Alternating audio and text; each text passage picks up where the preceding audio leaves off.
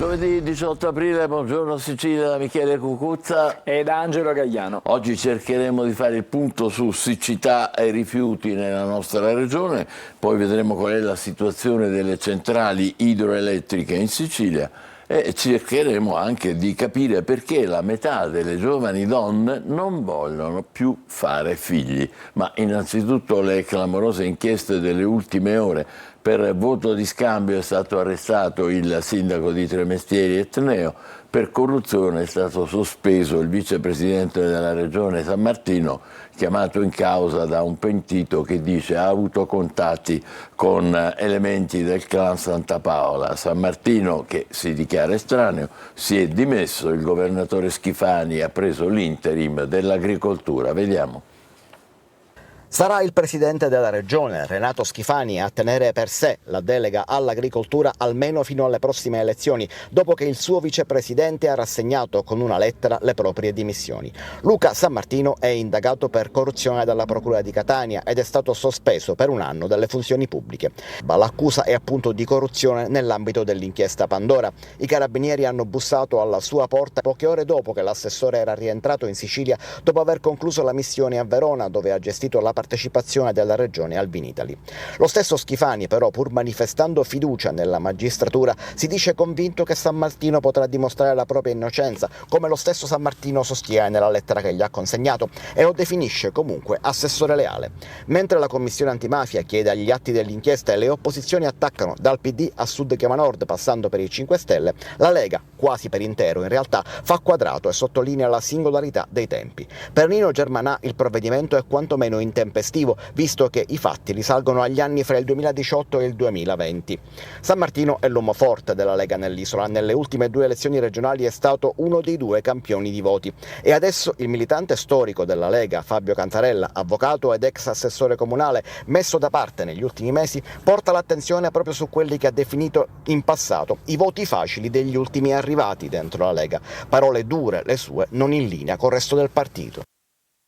Inchiesta della magistratura anche sul comune di Paternò, il sindaco Naso è indagato per scambio elettorale politico-mafioso, confermato l'appello della procura contro il mancato arresto, c'è anche l'ipotesi dello scioglimento. La porta del sindaco Naso è chiusa. Chiediamo di incontrarlo, ma dalla sua segreteria ci comunicano che è fuori sede. Non è a Paternò e comunque ha scelto la consegna del silenzio.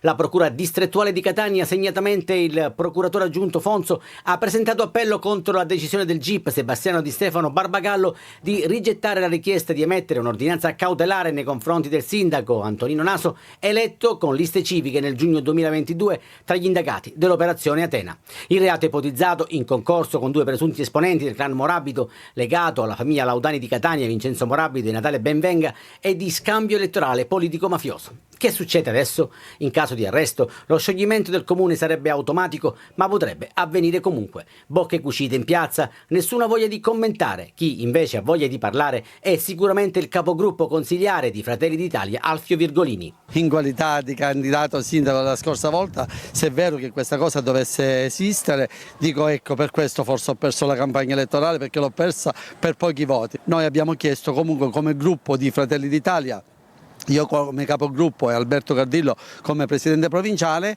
l'azzeramento, cioè significa le dimissioni del sindaco, dell'amministrazione e di tutto il consiglio comunale per andare a nuove elezioni, perché penso che in questo momento la città aspetti questo. E insorgono i partiti di opposizione che sollecitano il ministro dell'Interno Piantedosi affinché valuti la nomina di una commissione d'accesso.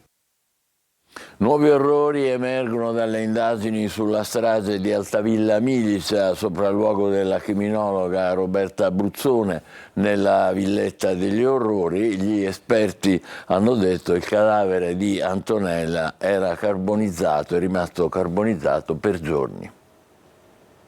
Ancora dettagli, ancora particolari macabri sulla strage di Altavilla Milice, stando a quanto emerge dal racconto fatto da Giovanni Barreca, che si trova nel carcere di Enna, all'avvocato Giancarlo Baracato e alla criminologa Roberta Bruzzone, la figlia di 17 anni, unica sopravvissuta, sarebbe stata la prossima vittima. Si è salvata a causa di una bufera di vento interpretata dal padre e dai 2 fanatici religiosi come la presenza dei demoni che stavano per compiere l'atto conclusivo, uccidendo anche la ragazza. che nel frattempo era stata bendata e chiusa nella stanza dopo che Antonella e i 2 fratelli erano morti. Il sopralluogo nella villetta degli orrori da parte della criminologa che conferma quanto detto da Barreca e aggiunge particolari sulla salma della moglie Antonella. Chiaramente una salma totalmente distrutta, ci sono dei frammenti ossei, non ci sono più tessuti di alcun tipo e quello che c'è è purtroppo stato frammentato dalla temperatura, però consideri che quando sono arrivati domenica il braciere era ancora acceso. Quindi la signora Antonella brucia da mercoledì,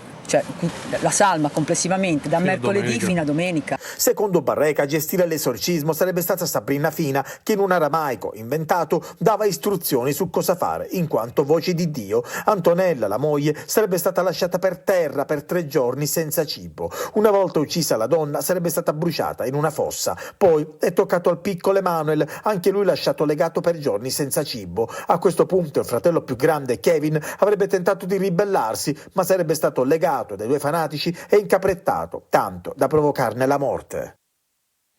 Veramente particolari che lasciano sconcertati, ma adesso vediamo con Angelo Gagliano la rassegna stampa siciliana. Allora, cominciamo stamattina con i quotidiani dell'isola, c'è la Sicilia per iniziare e così come la Sicilia anche tutti gli altri quotidiani, non solo del regionale ma anche quelli nazionali, hanno in primo piano proprio la notizia: il voto di scambio alla corruzione, la scossa arriva alla regione, San Martino lascia la giunta, arrestato il sindaco di Tremestieri. Vediamo rapidamente intanto le prime pagine e poi gli approfondimenti. Su Repubblica Palermo, voti sporchi, scacco alla regione, si dimette il vicegovernatore San Martino, questo la notizia riportata da Repubblica. Palermo sospeso per corruzione e intanto Schifani sempre leale e trasparente, 2 talpe per ingannare gli investigatori, lo scandalo partito dai favori a un farmacista di Tremestieri Etneo. E ancora la Gazzetta del Sud, leggiamo: mafia e corruzione, 6 arresti in Sicilia, sospeso per 1 anno il vicepresidente leghista della regione Luca San Martino si dimette, voto di scambio, in carcere il sindaco di Tremestieri Etneo, Santirando, ai domiciliari Mario Ronzisvalle, ex rivale politico, 11 le misure cautelari. Questo per vedere le prime pagine come trattano questa vicenda. Allora andiamo sulla Sicilia. Pagine interne, voto di scambio e corruzione, terremoto sconquassa la regione, l'operazione Pandora, Luca San Martino costretto a dimettersi da vicepresidente e assessore, bufera al comune di Tremestieri Etneo, 11 misure cautelari, 30 indagati, accordi coi Santa Paola. Questo è una delle pagine dedicate a questa notizia dalla Sicilia. A proposito, Schifani sta aspettando e San Martino godò, intanto il sostituto, il nome lo darà Salvini, le ricadute il governatore rassicura il suo vice, i nodi, la tenuta del partito in Sicilia e le europee. E poi dalla prima pagina vedete la questione immorale del direttore Antonello Piranio. Ma Repubblica Palermo, 2 talpe a soldo di San Martino per ingannare gli investigatori, l'esponente del governo Schifani è accusato di corruzione in un doppio filone dell'inchiesta che ha portato a 6 arresti. Gli insospettabili sono un appuntato dell'ufficio PG della Procura e un altro in pensione in forza al Palazzo di Giustizia. E dalle pagine interne scoppia la questione morale della Lega, la rabbia della Lega, l'imbarazzo di destra e PD, europee, giochi riaperti, i salviniani parlano di giustizia a orologeria, spuntano i dissensi interni, porte chiuse ai cuffariani, alzano la voce 5 Stelle, Sud chiama Nord, insomma c'è veramente su questo tema stamattina ci sono pagine e pagine.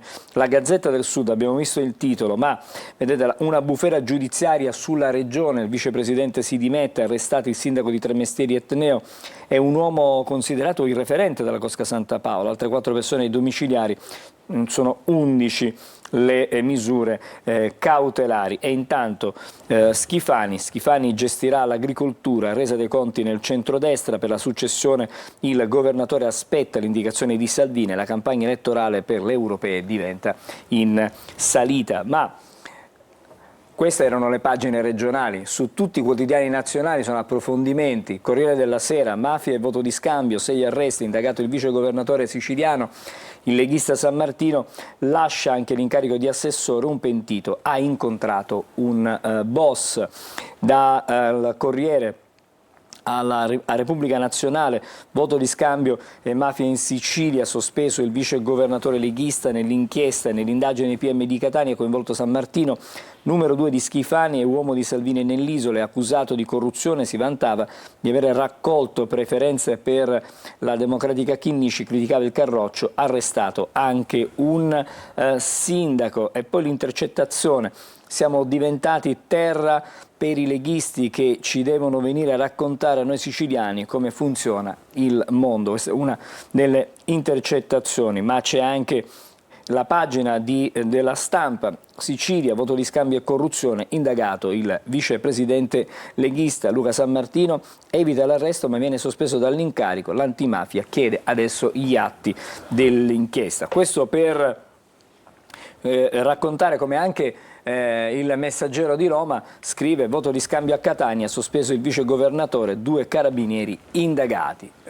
Lasciamo per il momento questa notizia e andiamo alle altre che stamattina campeggiano sulle prime pagine e non solo. Vedete, intanto sulla prima pagina della Sicilia c'è una notizia che riguarda tutti gli studenti, bocciatura secca con il 5 in condotta, multe a chi picchia i professori. Questo è un provvedimento che è stato licenziato dal Senato, adesso dovrà andare all'esame della Camera. Poi fotonotizia, addio maestro, si è spento a Ragusa, Giuseppe Leone con le sue foto ha narrato la Sicilia. E poi sul ponte la sfida che viene rilanciata da Salvini non arretra, lavori per il ponte al via entro l'estate, va dritto per la sua strada e lo riprendiamo dalle pagine interne. Ponte, Salvini va avanti, la Schlein, anche Pichetto è nemico dell'Italia, questa è la domanda che si pone il segretario dei Democratici. È ironica, certamente. Perché Pichetto ha criticato, insomma. In qualche modo ha avanzato dei dubbi. La D. Ciucci, nessuno stop, risposta in 30 giorni, l'ultimo ok del CIPES entro settembre, i lavori entro l'anno. Questo è dunque la posizione. Poi la pagina dedicata a Catania e alla provincia di Catania. Pedonalizzazione, ora si tratta. L'area di Piazza Federico Sveglia, siamo a Castello Orsino per intenderci, interessata dalla chiusura totale, oggi se ne parla in Consiglio, intanto è slittato alla prossima settimana l'incontro con i residenti e gli esercenti della zona proprio del Castello Orsino. Altra notizia, ce ne siamo occupati anche ieri nel corso del TG della Sera, cade in mare con l'auto, 62enne è stato tratto in salva da Citrezza, uomo recuperato in mare da un marinaio, soccorso dai vigili del fuoco, affidato poi al 118. Adesso le altre notizie, anche sugli altri quotidiani abbiamo già parlato di questa inchiesta e allora siamo su Repubblica Palermo. Il reportage con la gabbia CPR dove muoiono le speranze dei migranti, perché sono dei veri e propri carceri, così racconta stamattina Repubblica. Anche qui il personaggio Giuseppe Leone, addio al fotografo dell'isola perduta. Approfondiamo qualche altra notizia, siamo sul ponte anche con la Repubblica Palermo, il ponte che fa paura, cantieri inquinanti, pericoli per la salute, le perplessità dei residenti sulle due sponde dopo i rilievi del Ministero, un attivista di Villa San Giovanni, l'incidenza dei tumori è già alta. E poi vedete i CPR, il reportage di Repubblica Palermo, il carcere chiamato CPR dove implorano aiuto i ragazzi venuti dal sud, nel centro rimpatri di Pian del Lago, tra asfalto, calcestruzzo, grate e urla, letti di cemento, lenzuola di carta come porte, perché siamo chiusi qui, la domanda che si fanno questi giovanissimi. Adesso siamo anche alle altre pagine, alle altre prime pagine della Gazzetta del Sud. Ci siamo già occupati chiaramente del quanto avvenuto ieri con l'inchiesta, il ponte, il governo va avanti, opposizione all'attacco, la Stretto di Messina assicura entro 30 giorni le integrazioni, Bonelle chiede il referendum, per il PD il progetto fa acqua da tutte le parti, Matilde Siracusano critica il sindaco Basile, secondo il vice premier Salvini e il ministro dell'ambiente le 239 osservazioni sono normali, quindi insomma così vengono considerate. Poi altre notizie che arrivano sempre dalla Sicilia, Messina, gravi carenze igienico-sanitarie, è chiusa una rosticceria in pieno centro. A Barcellona, siamo nel messinese, detenzione e cessione di stupefacenti letali, concluse le indagini, ma intanto ci sono anche altre notizie che ci proiettano ai fatti anche di carattere nazionale ed internazionale. Israele si prepara, il Libano si infiamma. Kiev intanto colpisce in Crimea, i russi a Chernihiv fanno strage a Chernihiv fanno strage dei civili. Gli Atenei in rivolta è un altro tema che si ritrova su tutti i quotidiani, rischio di infiltrazione, si parla anche di possibili estremisti islamici. Chiudiamo con la rassegna stampa diciamo regionale con le notizie anche di sport. Stamattina vediamo intanto la pagina che la Sicilia di Catania dedica al club del presidente Pelligra, si parla di emergenza Catania, il centrocampo è falcidiato, Zeo ricerca una soluzione, nel 3-5-2 in mezzo agirebbero Quaini, Welbeck e Ndoi, nel 4-2-3-1 Chirico e Marsura trequartisti con Di Carmine dietro Cianci. Insomma, queste sono le ipotesi su cui sta lavorando il tecnico, che ha una gravissima carenza, un grave deficit di centrocampisti. Domenica c'è il match a Sorrento, un successo potrebbe mettere fine al rischio play-out, ma dipende anche dai risultati delle altre squadre, quindi non basta soltanto quello che farà il risultato che il Catania centrerà sul campo. Poi il Messina adesso l'accelerata decisiva, sviste arbitrali pesanti, qualche ingenuità hanno allontanato il sogno dei play-off, con il Potenza domenica da conquistare i punti per brindare una salvezza che i giallorossi hanno abbondantemente meritato. Quindi l'appuntamento per il Messina per il prossimo turno al San Filippo si gioca in contemporanea, ricordiamo le ultime due partite, prossima domenica domenica 21 alle ore 20, tutti in campo. Mi fermo qui per la rassegna stampa regionale. Bene, allora fra poco quella nazionale, state con noi, buongiorno Sicilia, a più tardi.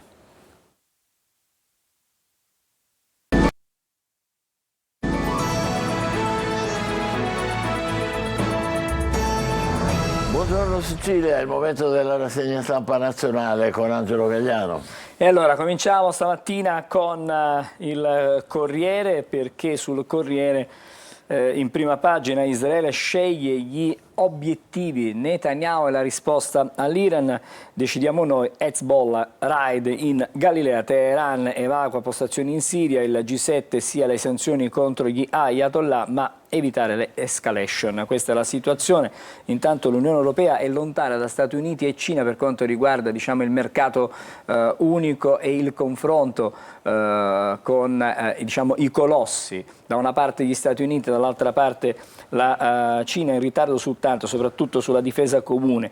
Le voci poi sul ruolo di Draghi continuano sempre più a farsi più insistenti. Torna il voto in condotta, bocciati con i 5 anche alle medie. Attenzione, perché si prepara veramente una vera e propria rivoluzione. Ce ne siamo occupati, mafia e corruzione, in Sicilia è stato sospeso il vicegovernatore, e poi la scrittrice che ha rivelato di essere malata, la scrittrice di I Love Shopping e la malattia, la lotta alla solidarietà, che insella la rivelazione shock: ho un cancro al cervello. Questa è la prima pagina del Corriere, che poi va ad approfondire soprattutto quella che è la situazione in Medio Oriente. Vedete, Netanyahu agli alleati, decidiamo noi la reazione. E per essere precisi, qual è l'ipotesi? L'ipotesi: gli israeliani potrebbero scegliere di limitare i bombardamenti alle basi iraniane in Siria. Questa è quella che potrebbe, insomma, su cui si lavora, ma intanto il Libano è tra ansie e spettri passati e la guerra civile, siamo sul ciglio di un vulcano, perché il Libano, insomma, è la situazione più difficile forse da affrontare nell'immediato. Poi la prima pagina di Repubblica, che è davvero implacabile, criminalità e politica, lega il mercato dei voti, corruzioni, favori, mafia, un'inchiesta travolge San Martino, il vice governatore della Sicilia, la cena segreta poi per cambiare argomento tra Renzi e Miccichè per la grazia al Dell'Utri, un retroscena su quello che sarebbe stato deciso, cioè avrebbe chiesto Berlusconi che al Colle andasse un Presidente della Repubblica per dare la grazia a Dell'Utri. Poi ancora le idee con gli Ayatollah, l'unica scelta è contrattaccare, e nella striscia la guerra ci sarà anche dopo la pace, quindi scenari che non ci danno assolutamente una soluzione. L'emergenza climatica, questo è un tema davvero che preoccupa tantissimo, perché pensate, siamo nel deserto, alluvione nel deserto, Dubai e Oman sott'acqua, quindi c'è stata questa davvero impressionante quest'acqua, questo temporale che ha invaso le strade in pieno deserto. Poi altre notizie, l'anniversario viene evidenziato stamattina, Nutella, 60 anni di felicità e sogni in un barattolo, quindi auguri.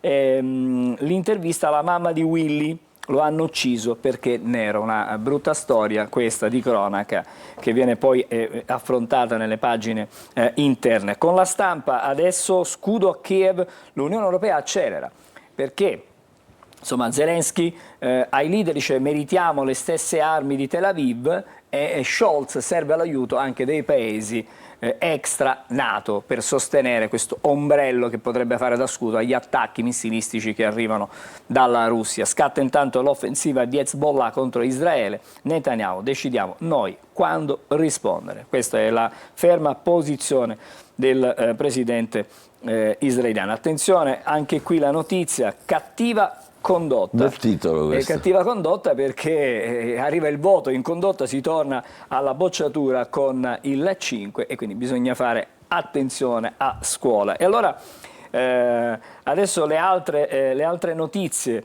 che ritroviamo anche sulle pagine interne dei quotidiani che abbiamo in qualche modo già visto, l'Ucraina, il tema del soccorso in Ucraina sulla Stampa, soccorso all'Ucraina abbiamo detto, l'Unione Europea accelera sullo scudo antiaereo, la Germania, tutti partecipano, Zelensky, meritiamo le stesse armi di Israele, dateci i Patriot e i Sam. Perché l'Ucraina non ha un sistema di copertura di antimissili. E si sta lavorando su questo. Intanto però si continua a combattere, perché la guerra, come scrive Repubblica, va avanti, i russi fanno stragi di civili a Cherniv, e Zelensky dice siamo senza difese aeree e quindi meritiamo la stessa sicurezza di Israele, che ha la possibilità di intercettare sia razzi che droni. Lasciamo, diciamo, i temi legati alla guerra e ci sono tante altre notizie.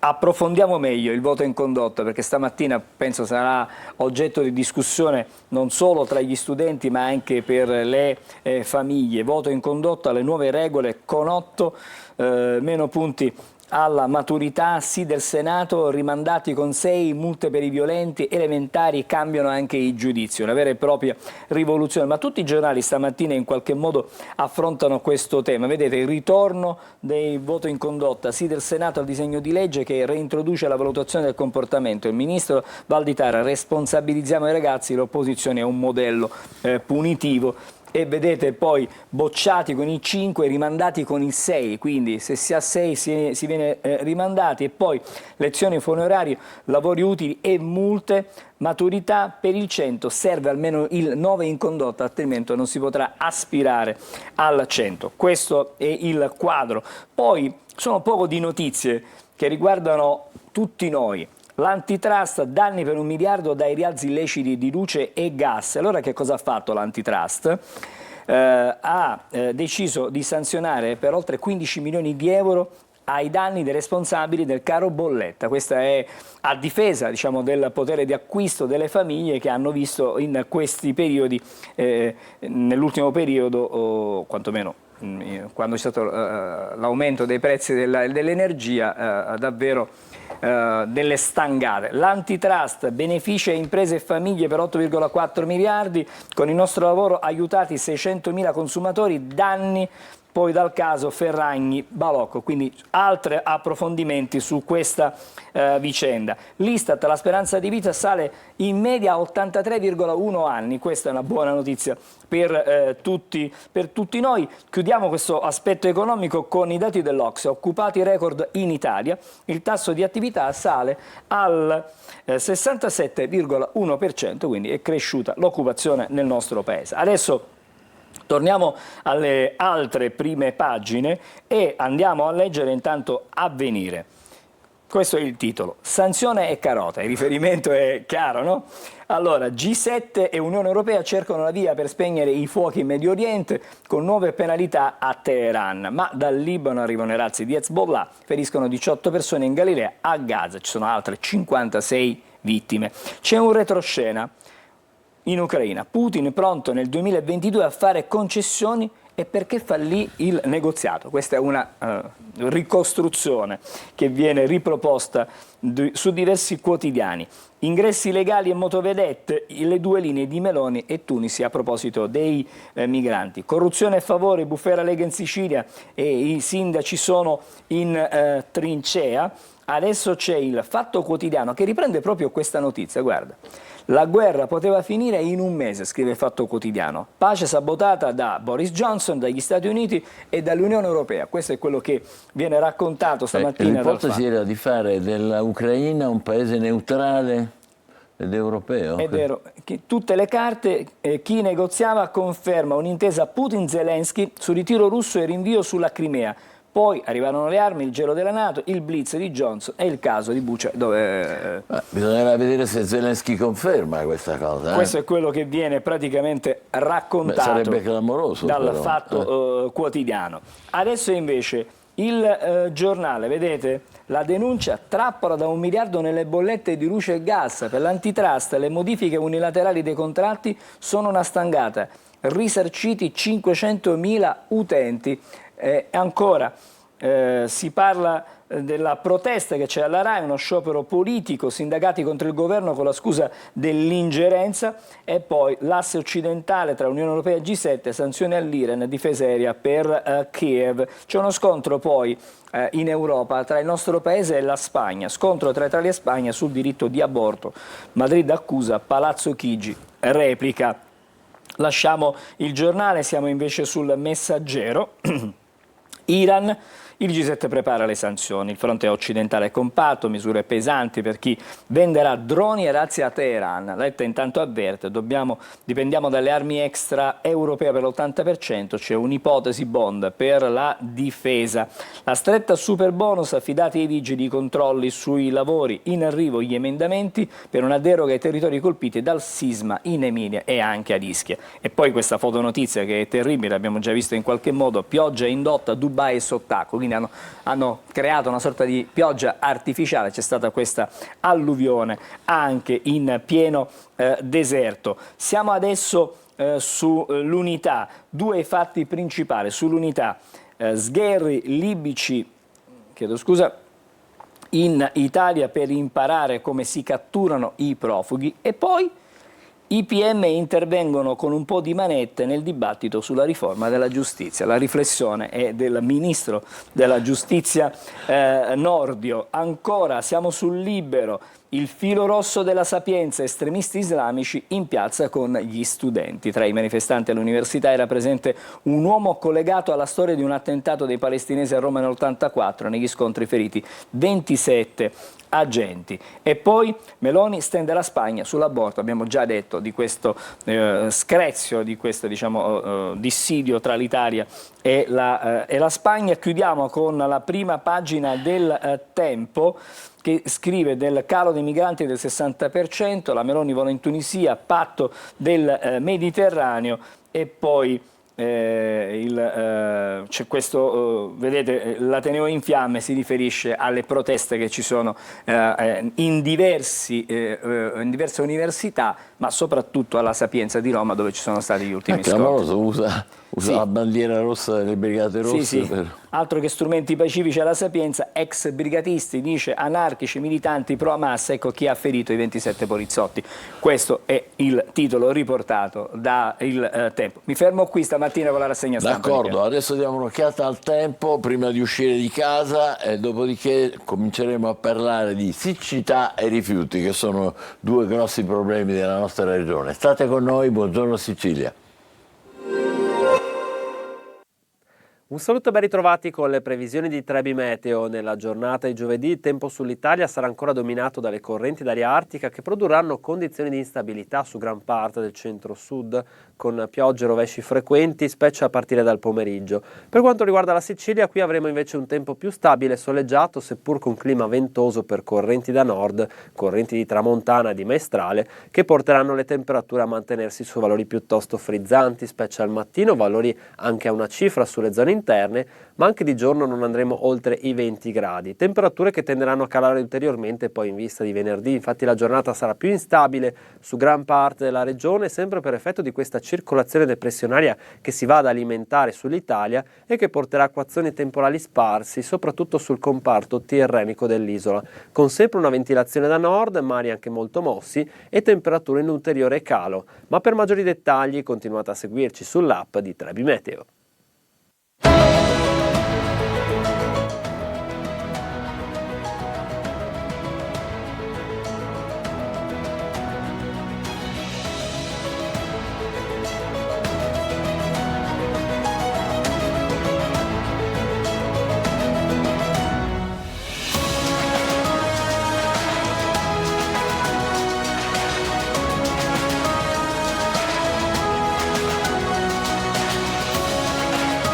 Racconto solo la Sicilia migliore e ve la racconto il sabato sera in prima serata su Antenna Sicilia con Isola Verde, l'occasione migliore per conoscere i luoghi, le storie, le tradizioni, i personaggi, gli eventi di questa terra che non finirà mai di farci innamorare.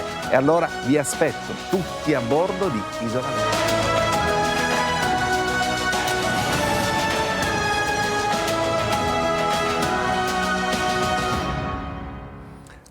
Le centrali idroelettriche nella nostra regione, ne parliamo con il professor Enrico Foti, che è docente di idraulica all'Università di Catania.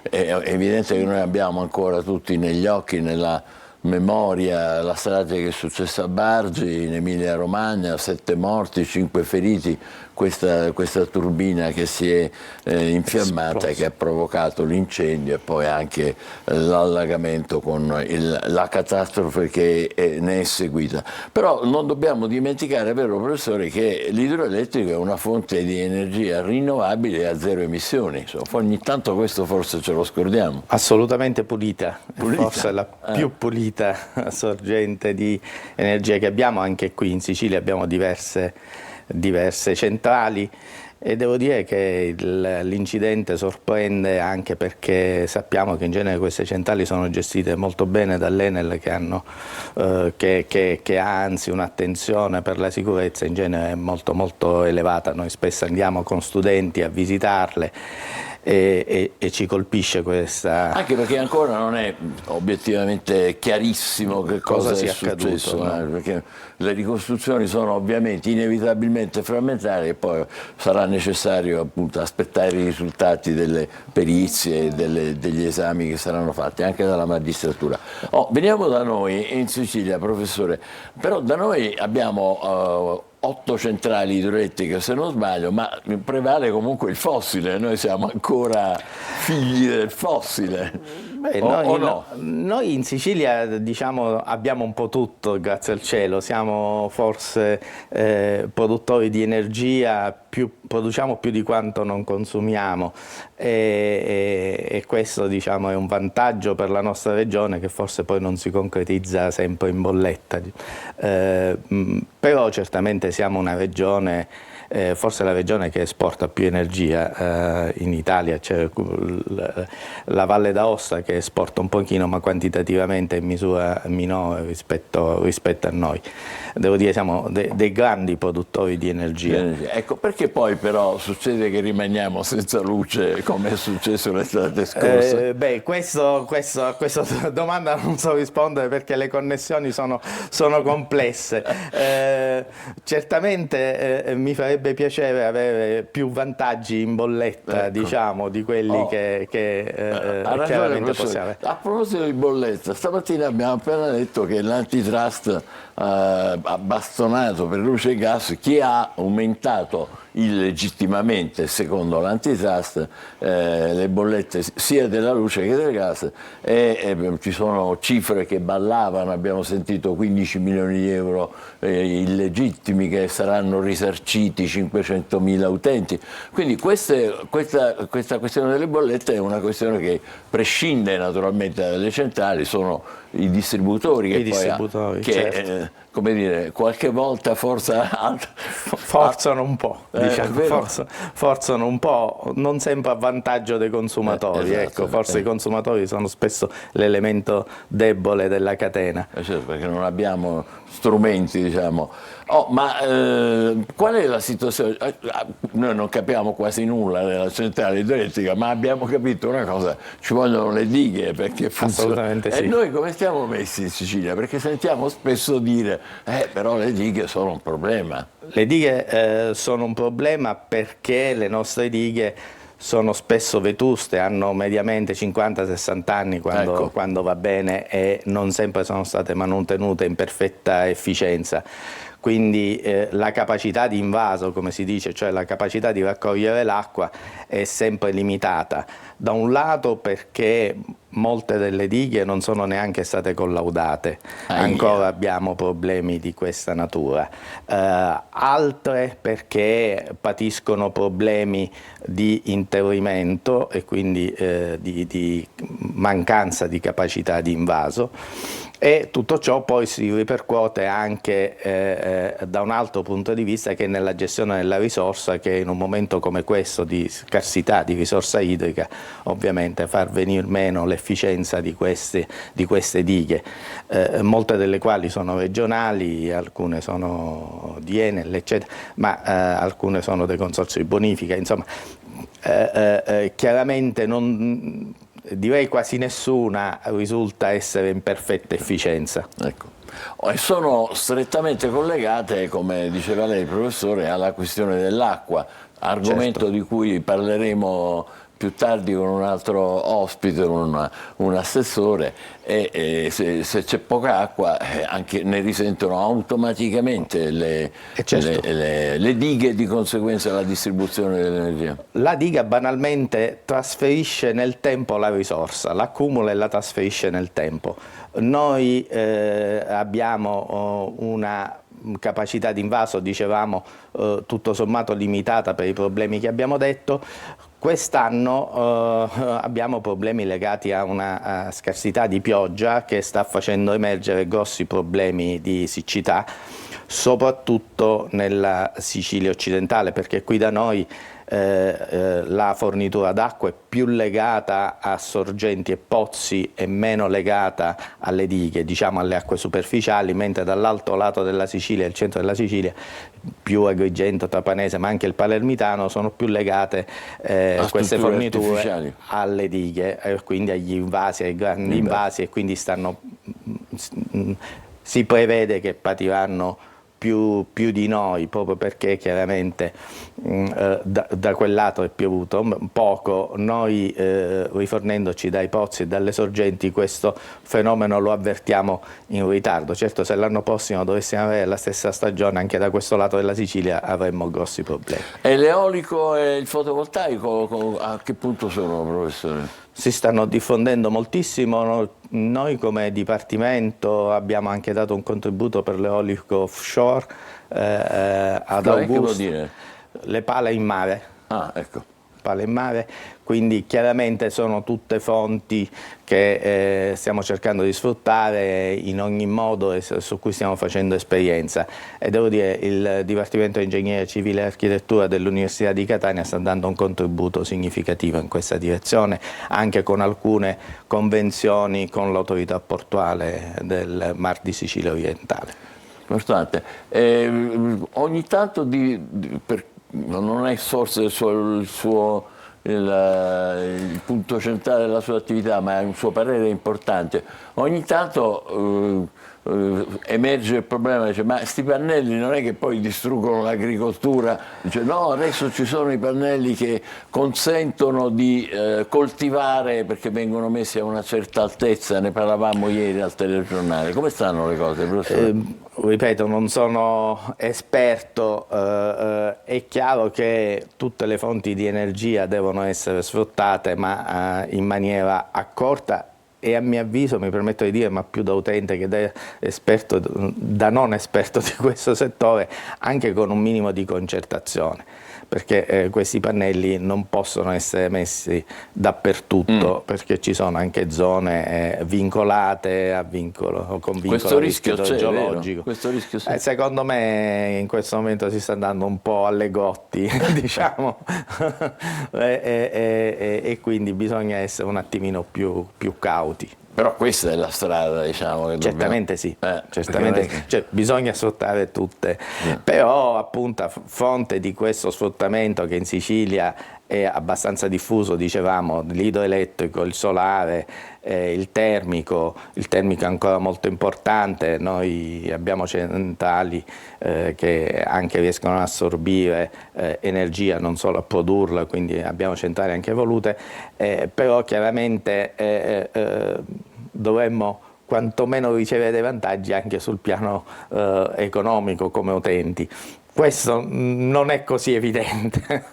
Cioè bollette un pochino più... Ma visto che in qualche modo patiamo, no, gli impatti ambientali li patiamo noi, no? Sarebbe anche come dire, ragionevole l'impatto per esempio degli impianti fotovoltaici, ce l'abbiamo noi, l'impatto delle turbine l'abbiamo noi, quindi forse sarebbe anche giusto ragionare in quest'ottica, visto che come regione non siamo particolarmente ricchi, abbiamo una risorsa, è giusto anche averne un beneficio. Sì, l'ultima cosa che le voglio chiedere, professore, che diceva lei all'inizio, poi noi le esportiamo però poi l'energia. Sì, sì, la esportiamo, noi la esportiamo, sì. Riusciamo magari a soffrire, a patire d'estate perché non abbiamo i cavi giusti per reggere alla temperatura e quindi rimaniamo senza luce, però contemporaneamente siamo in grado di energia, sì, sì. Abbiamo una consistente esportazione? Sì. Consistente non gliela so quantificare, ma siamo una regione che, credo che siamo la regione che esporta di più tra quelle italiane. Ripeto, mi risulta che c'è la Valle d'Aosta che esporta pure, ma è piccolina, quindi in quantità, sì. Ma tra le regioni italiane sicuramente siamo oggi quella che esporta di più, ripeto, non da esperto, ma... Sì, ma altrettanto non da esperti nostri, rimaniamo, come dire, incuriositi e anche siamo colpiti curiosi da questo fatto che contemporaneamente abbiamo le due cose, carenza e contemporaneamente però anche capacità di esportare. Assolutamente. Va bene, grazie professor Foti per essere stato per avermi con noi. invitato. Adesso facciamo una breve pausa e tra poco vedremo di affrontare l'argomento, diciamo, strettamente collegato alla questione della siccità e poi anche quello dei rifiuti. State con noi, buongiorno Sicilia.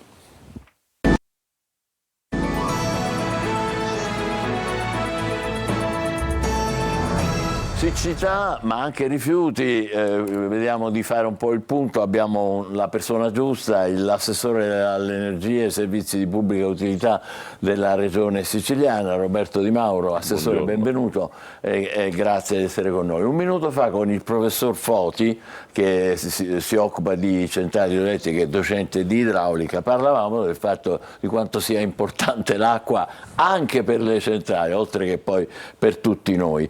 In questo momento a Catania si sta discutendo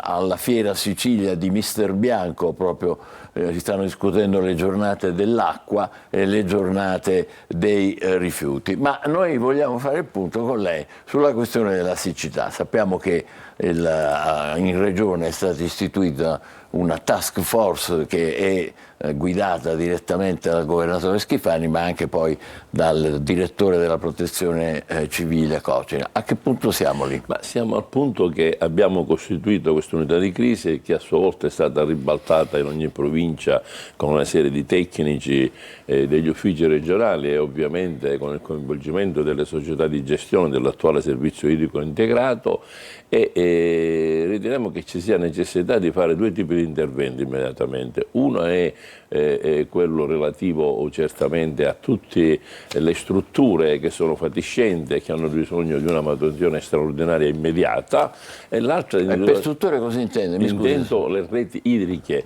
sia quelle irrigue per il consumo umano sia quello per l'agricoltura, che ovviamente hanno necessità nel tempo, stante che si tratta di investimenti in infrastrutture di tanti anni or sono, di interventi di manutenzione, alcune ordinaria, altre straordinaria, e quindi presentarci al cospetto del governo nazionale attraverso una progettualità che da un lato riguarda queste cose e dall'altro l'installazione di moduli di dissalatori presso Gela, Porto Empedocle e Trapani, laddove nel tempo, circa 20 anni fa, ancora erano in funzione. Quindi lì insistono gli adduttori, insistono le reti ed è facile installarle nel giro di 90-120 giorni. Quindi gli installatori, scusi se la interrompo, erano tre: Gela, Porto Empedocle e Trapani. E poi perché è successo? No, poi è successo, tra l'altro ero io l'assessore al bilancio al tempo, e li abbiamo spenti perché la Sicilia non ha più questa necessità. Gli interventi infrastrutturali che nel tempo erano stati programmati intorno agli anni 90 si erano realizzati e quindi c'era una sufficiente capienza. Tenere acceso un dissalatore costa molto, c'era un costo elevatissimo di energia e quindi decidemmo sul piano politico di spegnerli. Ma questo perché? Perché c'era piovosità? C'era piovosità, c'erano gli invasi pieni, c'erano le reti idriche che erano state fatte negli anni 80, negli anni 90 efficienti certo. E quindi tutto questo determinava un quadro assolutamente positivo, tale da raggiungere l'obiettivo di spegnerli, perché bisogna, se si vogliono mantenere efficienti, tenerli sempre accesi. Li abbiamo spenti, ovviamente questo ha determinato un logoramento di tutte le membrane, di tutta la struttura tecnico-scientifica che c'è all'interno di un dissalatore. Oggi però resta l'involucro ed resta anche tutti gli adduttori e tutta la rete che c'è di collegamento con i vecchi dissalatori. Quindi installare lì i moduli, questi prefabbricati che nel giro di 90-120 giorni possono mettere nelle condizioni di dare serenità all'attuale momento e sapere che da una certa data subenderanno i dissalatori. 90-120 giorni vuol dire 3 mesi, 4 mesi? Sono i tempi tecnici ed è il programma che si presenterà al governo nazionale per ottenere non solo l'urgenza ma anche, perché è una domanda ovvia che il governo nazionale potrà fare, cosa volete fare, cosa avete bisogno, e questo è il piano.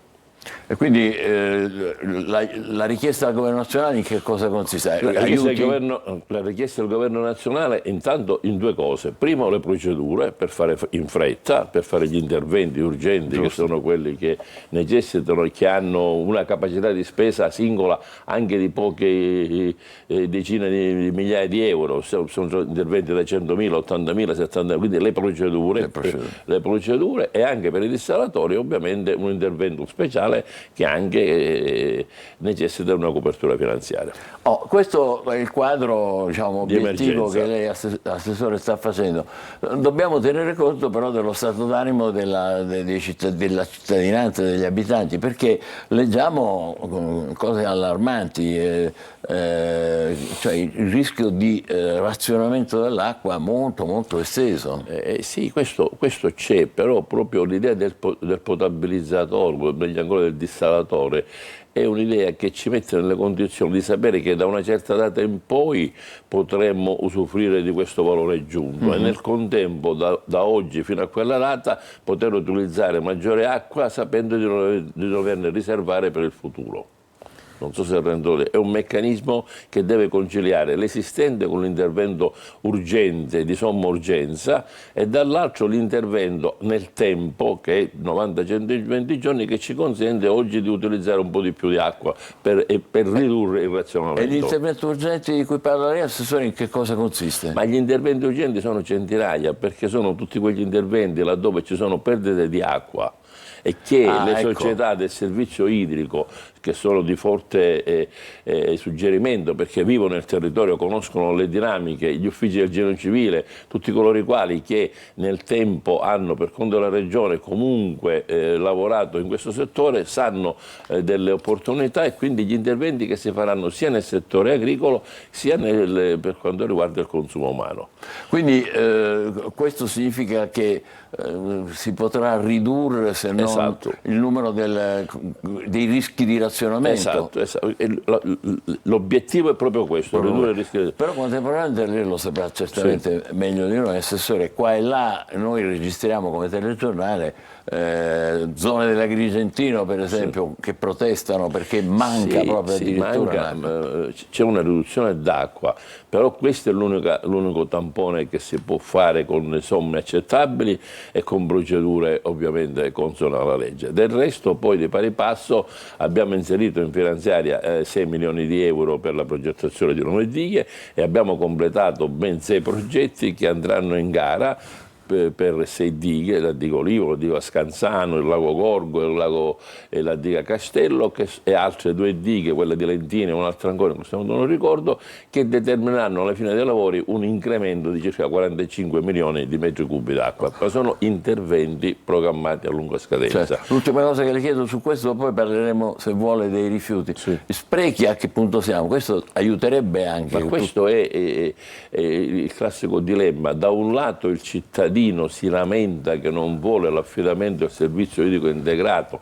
Catania finalmente il tema è stato risolto con l'affidamento. Io ho nominato un commissario che ha risolto un contenzioso di ben 18 anni, si lamenta che ha perdite, paga di più, c'è meno acqua che arriva nei propri rubinetti, ma dall'altro non vuole che il servizio idrico, che in realtà è un servizio industriale a rilevanza economica, debba essere affidato a una società esperta nel settore che faccia gli giusti investimenti e quindi nel tempo ci sia anche una possibilità di avere l'acqua così come può essere convenuta in una città e in un mondo normale, ma soprattutto a costi che nel tempo dovrebbero essere contenuti. Quindi chi realizza le reti idriche ha la responsabilità della gestione, che è il valore aggiunto di questo meccanismo. E quindi impedire poi sprechi. Esatto.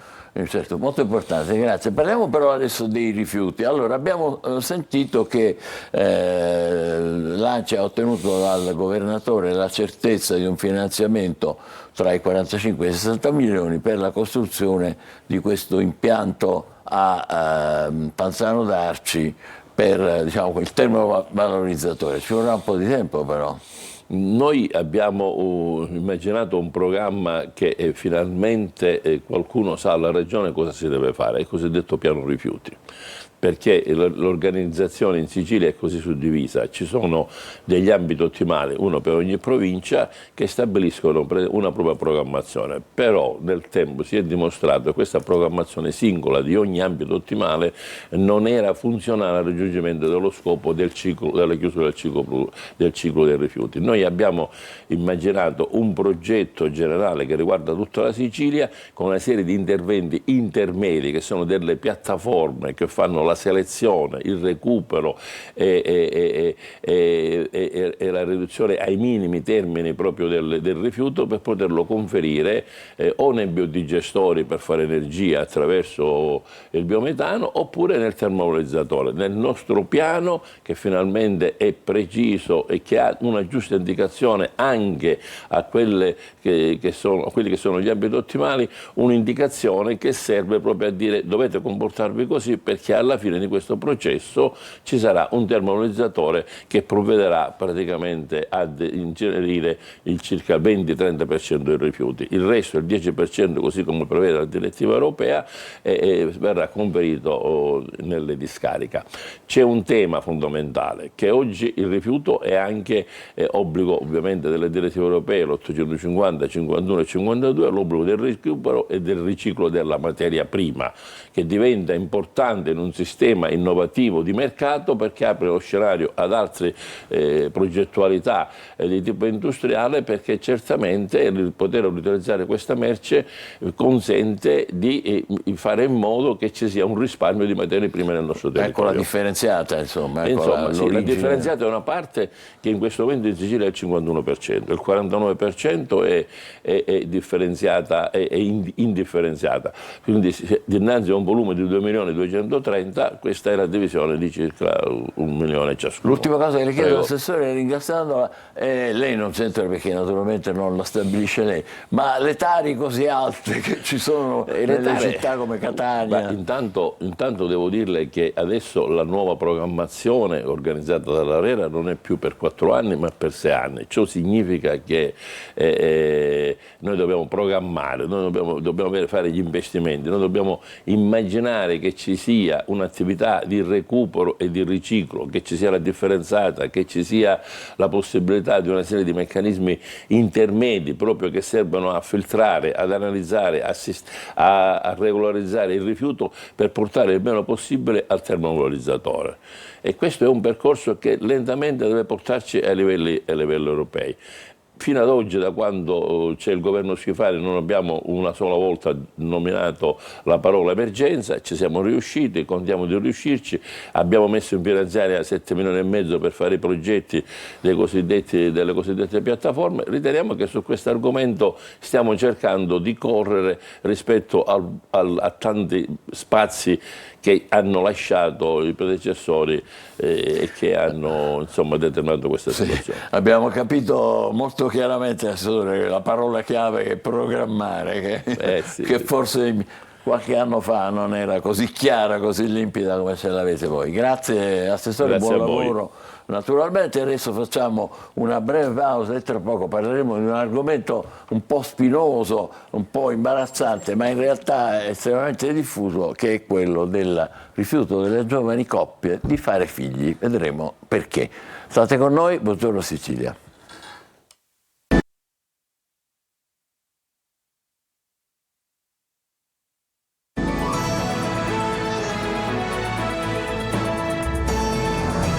Eccoci qua, buongiorno Sicilia. Allora, adesso siamo in collegamento con il coordinatore scientifico dell'Osservatorio Giovani dell'Istituto Tognolo Demografico della Università Cattolica del Sacro Cuore, Alessandro Rosina. Buongiorno e benvenuto.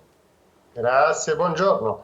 Allora, è un grande piacere averla con noi per affrontare questo problema di cui si discute tantissimo, ma in realtà non si riesce mai a cogliere esattamente, come si dice, l'origine precisa. Cioè il 50% delle giovani donne, 50% vuol dire la metà, tra i 18 e i 34 anni, non è interessata o solo debolmente interessata alla maternità. Allora si dice ci sono preoccupazioni economiche, ci sono preoccupazioni diciamo così di carriera, il rischio di dover rinunciare giustamente al lavoro, il senso di libertà, ma anche l'ecoansia, cioè questa preoccupazione. Quali sono? Abbiamo capito esattamente quali sono le motivazioni?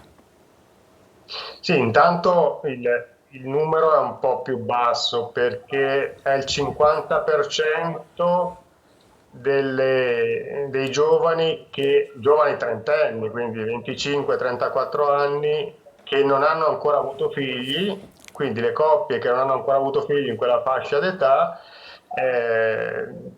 hanno un desiderio debole o quasi assente rispetto all'avere figli, e quindi alla fine sostanzialmente quelle che arriveranno poi a non averli sono 1 su 4, che è comunque tanto, perché rispetto alle donne nate negli anni 50, in cui questa percentuale era di 1 su 10, essere arrivati ad 1 su 4 è comunque una Quindi da crescita. 1 su 10 a 1 su 4, beh certo, sono dati che fanno, come dire, fanno riflettere.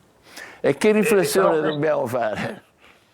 No, questo poi si combina con il fatto che comunque in Italia le condizioni per avere figli sono un po' meno solide rispetto agli altri paesi, ai coetanei con cui si confrontano gli altri paesi. Quindi i giovani sono molto spesso nella condizione di NEET, che sono i giovani che non studiano, non lavorano. La percentuale di NEET è più alta in Italia rispetto al resto d'Europa, quindi c'è effettivamente una preoccupazione per il proprio percorso di vita, per il proprio percorso professionale, che porta in secondo piano altri progetti di vita, in particolare quelli particolarmente impegnativi e responsabilizzanti, come l'avere un figlio. Quindi, da un lato c'è questa preoccupazione: se ho un figlio rischio di rinunciare a troppe cose, e in Italia ancora di più, perché le difficoltà, i sostegni sia economici, sia i servizi di conciliazione tra lavoro e famiglia, sia anche le politiche aziendali sono un po' più deboli.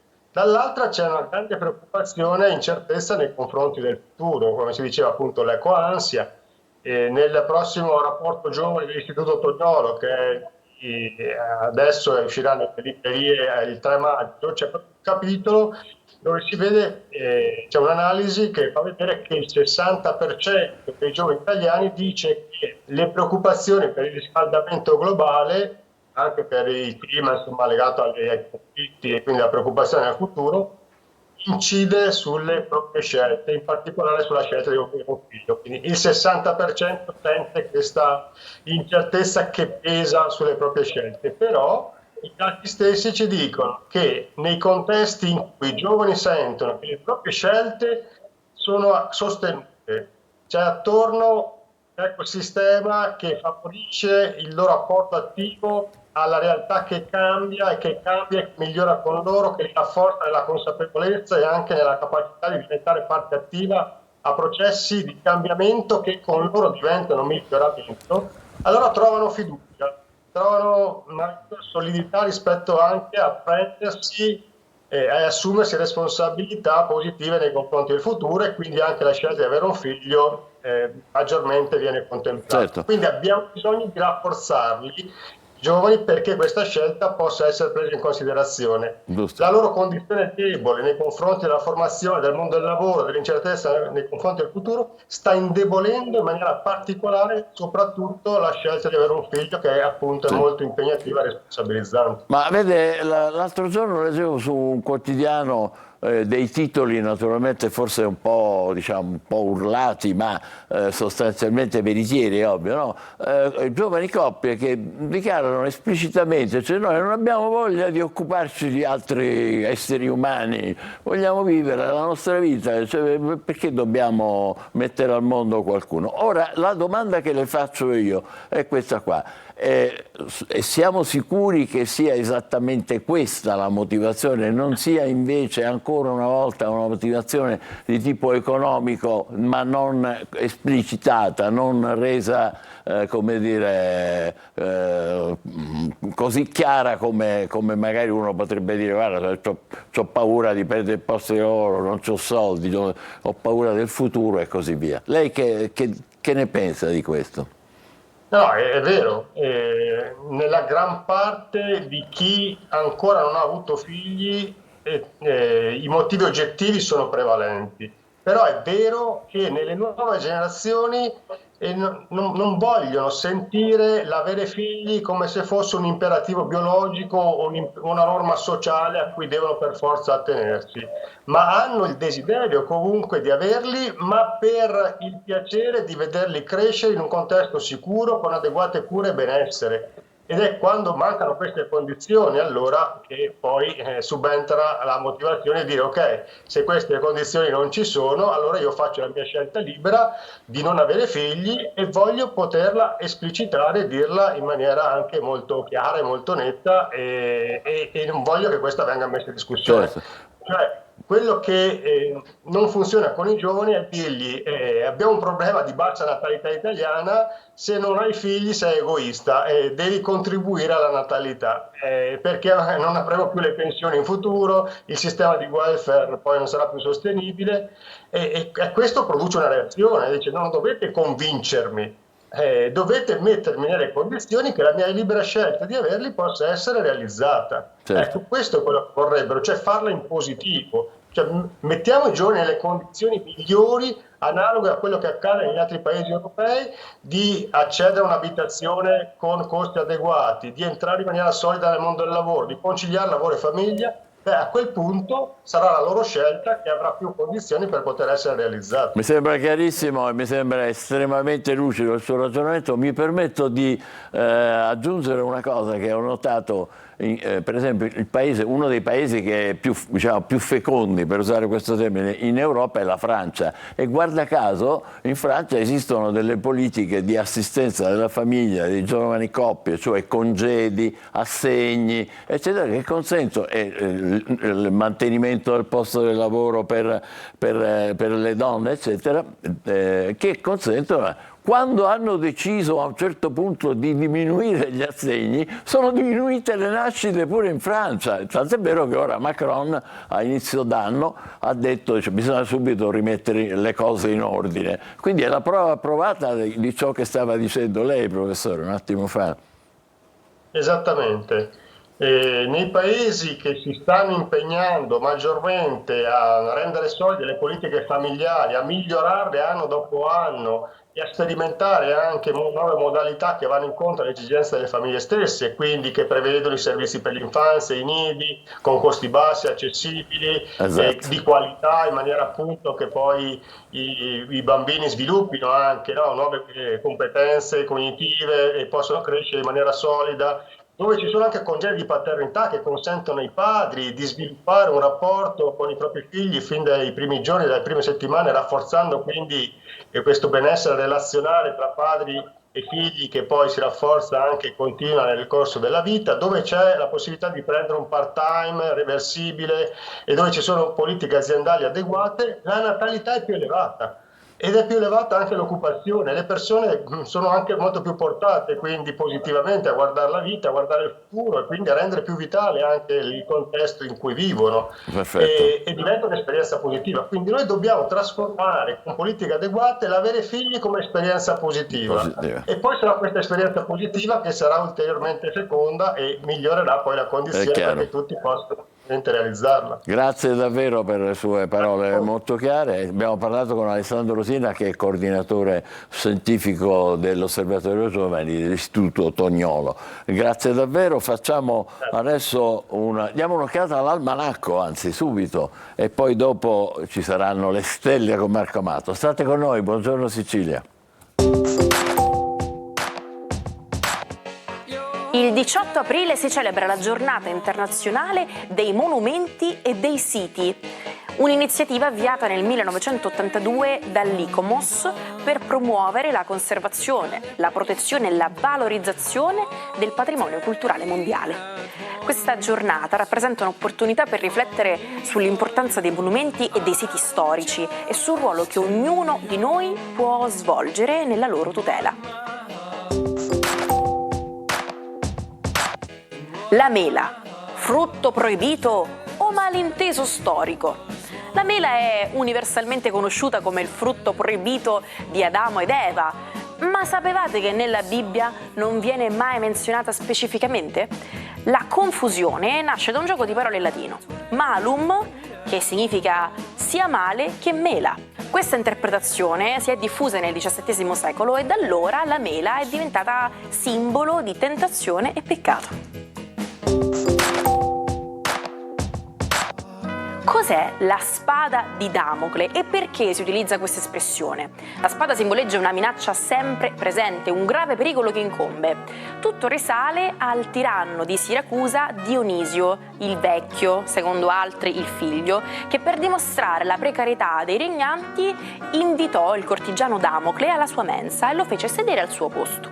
Dal soffitto pendeva una spada retta solo da un crine di cavallo, simbolo delle preoccupazioni e dei pericoli dei sovrani.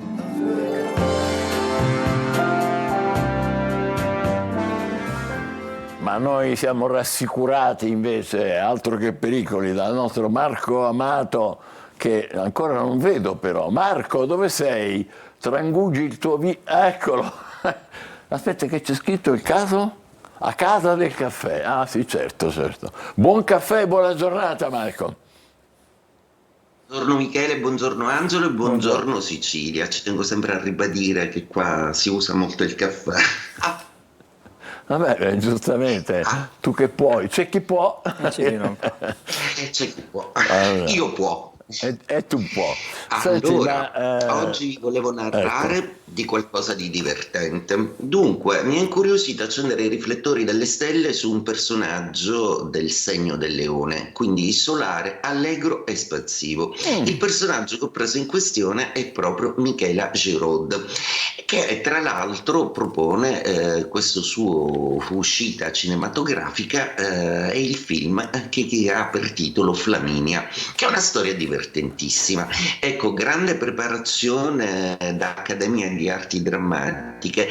Michela è sicuramente un personaggio dalla comicità innata, è un personaggio anche dalla comicità molto erudita, ma sicuramente divertente, che propone un nuovo modello di donna comica, ma anche affrontando delle tematiche sociali assolutamente molto interessanti. In Flaminia, infatti, la protagonista è una benestante romana che con le sue amiche vive un quotidiano molto frivolo, ma che piano piano, grazie al rientro in casa di una sorella semi-autistica, riesce a smontare un po' tutte le ipocrisie sociali che, se da un lato inseguiva per una ipotetica scalata sociale intesa come importante in un primo momento, poi c'è questo continuo decostruzione di tutta una serie di sovrastrutture che la porteranno poi a fare delle scelte più vere, autentiche e inaspettate. Il personaggio è assolutamente leonino, vedete anche la disinvoltura con cui sia la persona che il personaggio sono assolutamente scanzonate e solari. Il leone ha tutta l'energia del sole, il leone è colui che tutto vede e da cui tutto è visto, è la luce, è chiaro, è manifesto. Quindi a incarnare benissimo questo personaggio nella sua singolarità e nella sua unicità è proprio la vis tipica del quinto segno zodiacale, che è il segno che rappresenta la luce e la centralità, il essere se stessi. È sempre la cosa che per le stelle è non solo l'obiettivo di base di tutti gli oroscopi, perché un oroscopo deve fare vedere te, ha il compito di farci vedere a noi stessi, ma anche a manifestarci nella forma più unica e pura e per fare un capolavoro della nostra vita. Bravi Leone, che sono un talento zodiacale in questo. Vi narro un po' della giornata. Oggi abbiamo una luna proprio in Leone, bella, calda, assolutamente interessante, ma che mira nel pomeriggio in Vergine. Cosa vuol dire? Intanto che la Luna accontenta un po' tutti gli emisferi zodiacali, per cui sia il fuoco che gli aria nella prima parte, sia terra che gli acqua nella seconda. È una luna che forma aspetti di accordo e che quindi mette ai segni zodiacali delle condizioni migliori per sviluppare sicuramente in Ariete, Leone e Sagittario, che sono il fuoco, una grande presenza di spirito. L'Ariete sa cosa vuole in amore, mentre invece il Leone è pronto a riscrivere le pagine della sua vita. È un Leone in crescendo che sta riprendendo tutta una serie di energie interessanti, mentre invece il Sagittario trova finalmente la calma necessaria per decidere bene tra le varie opzioni che ha per cambiare la sua vita nei termini in cui c'è molto in ballo per questo segno zodiacale. Benissimo anche i Terra oggi, Toro, Vergine e Capricorno, perché il Toro passerà una giornata assolutamente romantica, affettiva e supportata da una serie di affetti, mentre invece la Vergine finalmente riesce a vedersi, la Luna ha questa funzione zodiacale, riesce a capire che non può sempre sobbarcarsi tutte le responsabilità, quindi un sano distacco è il giusto equilibrio, che non è saper fare tutto per tutti, è assolutamente calarsi nei panni di soggetto rispetto agli scambi sociali, mentre invece il Capricorno sta gestendo delle situazioni professionali molto interessanti, anche se qualche dubbio, qualche perplessità, perché sono meticolosi e precisi, li attraversa, eppure troveranno le risposte che cercano proprio in queste ore. Cosa fanno gli Aria e gli Acqua? Gemelli, Bilancia e Acquario sembrano abbastanza divertiti da questa Luna in Leone, un po' meno l'Acquario, che vuole rimanere a guardare proprio perché la Luna oggi a per metà giornata è in opposizione. In serata invece sarà una serata brillante e conversiva. Mentre invece per quello che riguarda i Gemelli e la Bilancia hanno un'equidistanza planetaria da questa configurazione, se ne avvantaggiano più i Gemelli, che sembrano più belli e piacciono di più, sì, piacciono di più, mentre invece la Bilancia avrà una Luna in serata di 12ª casa, quindi si farà un po' più pensierosa, più esistenzialista, autunnale, come è tipico nel suo caso essere, un po' più romantica magari, per qualche amore non capito o un po' insoluto. Pesci, Scorpione e Cancro, gli Acqua, da questa configurazione va un po' meglio sicuramente il pomeriggio, proprio perché il Cancro ritrova una vis comunicativa interessante, la Luna entro stasera sarà in terza casa, quindi avranno voglia di parlare di se stessi. Ottimo per lo Scorpione, che trova un assist zodiacale importante, il regime di sestile la Luna più tardi, per cui vi porterà un concreto accordo importante. I Pesci avranno la Luna in opposizione in serata, quindi un senso di stanchezza potrebbe pervadervi. Troppa carne al fuoco per adesso per i Pesci, che devono distribuirsi in 1000 direzioni, ma che come sempre trovano lo spirito di sacrificio adatto per farlo. E detto questo, vi auguro una splendida giornata. Grazie Marco, anche a te, buon caffè. Buon divertimento, stai lì tranquillo, che noi invece andiamo indietro nel tempo, al 18 aprile del 1506, quando inizia la costruzione niente meno della Basilica di San Pietro. È il Papa Giulio II che affida il progetto al Bramante, che prima di iniziare l'opera passa buona parte della sua vita a distruggere guardate che meraviglia, a distruggere la vecchia basilica, suscitando innumerevoli critiche che si avvicendano nella direzione del cantiere. Personaggi quali Raffaello, Michelangelo, Bernini, quello del colonnato meraviglioso. L'opera si conclude nel 1626. I panni sporchi si lavano in famiglia, ma dal 18 aprile del 1934, quindi abbiamo fatto un salto in avanti incredibile, si lavano anche in lavanderia. Esatto. Proprio quel giorno apre in Texas la prima lavanderia automatica a gettoni, che presto poi prenderà piede anche negli Stati Uniti, in Canada e anche in Australia. In Gran Bretagna arriverà solo 15 anni più tardi. 18 aprile del 1977 il Fondo Monetario Internazionale accorda un prestito di 530 milioni di dollari all'Italia. Tra i compiti del Fondo Monetario Internazionale è quello di correggere gli squilibri economici di breve periodo, concedendo prestiti e monitorando anche i debiti esteri. Il 18 aprile del 93 gli italiani votano 8 volte, il responso è 8 sì. Devono votare la legge elettorale del Senato che introduce il sistema maggioritario, il finanziamento pubblico ai partiti, l'abolizione di 3 ministeri, nomine alle banche, insomma hanno votato un sacco di roba. Poi il 18 aprile del 2002 viene, ve lo ricorderete, colpito il Pirellone, che era il simbolo di Milano, cioè un aereo da turismo che si è schiantato, ecco, vedete, al 26esimo piano. Naturalmente si è subito temuto atti di terrorismo, eccetera, eccetera. In realtà è proprio uno che aveva perso completamente la rotta. Ha provocato la morte del pilota, purtroppo, e di 2 dipendenti della regione che non c'entravano niente, erano lì per lavoro. E a 2 anni esatti di distanza il palazzo viene riaperto, completamente restaurato. 18 aprile 2004 l'Europa fa chiarezza sugli OMG, cioè gli organismi geneticamente modificati. Entrano in vigore i nuovi regolamenti europei su tracciabilità e etichettatura dei cibi transgenici, e le nuove etichette, che rappresentano una vittoria per i consumatori, devono indicare i prodotti contenenti proprio OGM o derivati. Compleanno oggi di Paolo Carta, 1964, chitarrista, produttore discografico, si esibisce per la prima volta a 10 anni, segnando l'inizio di una carriera infinita. Negli anni 80 e 90 collabora con Celentano, Celentano, Barbarossa, Ramazzotti, Max Pezzali. Nel 97 va al Festival di Sanremo nella categoria Nuove Proposte e nel 2005 inizia un sodalizio artistico e personale con Laura Pausini.